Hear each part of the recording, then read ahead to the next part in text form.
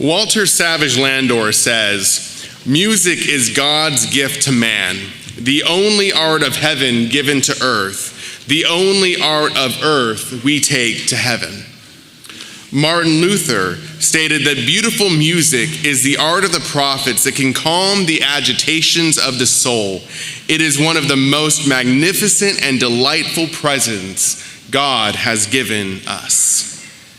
Victor Hugo expressed that music expresses that which cannot be said and on which it is impossible to be silent. David the psalmist sings, "By day the Lord commands his steadfast love, and at night his song is with me, a prayer to the God of my life."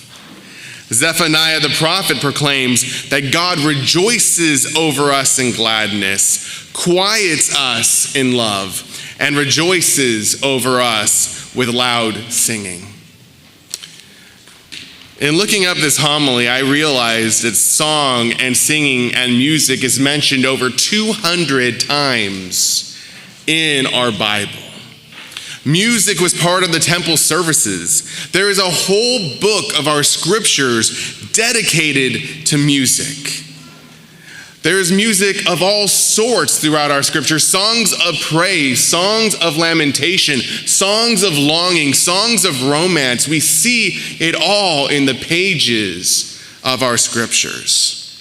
And in fact, when we go to the book of Revelation and we see the very throne of God, God is surrounded by perpetual music.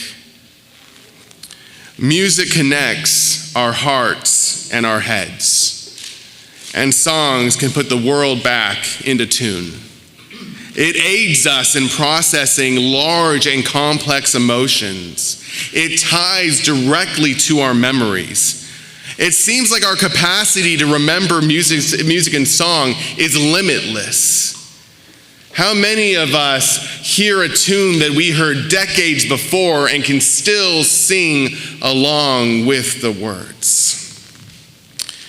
Even the first Christmas is steeped in music, with angelic choirs singing praises to startled shepherds, and an incredibly brave teenage girl accepting the invitation to take part in the incarnation processes this very call in song.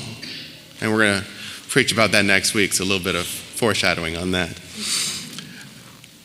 I've always said that music is just as important as the sermon, if not more so.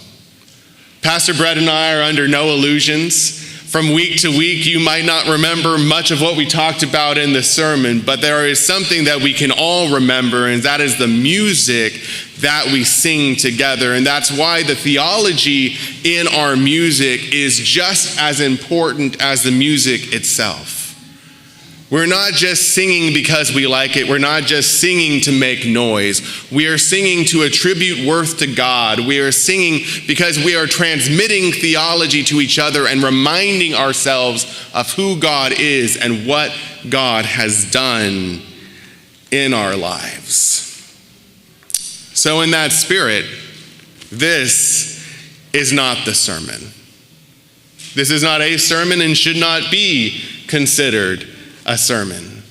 All this is an introduction to the sermon today, because we're going to be hearing the sermon in just a few minutes, or moments even, as the choir shares the story of Christ's birth with us in this, the Christmas cantata. So please, I invite all of you now to join us and the choir as we celebrate the birth of Christ together.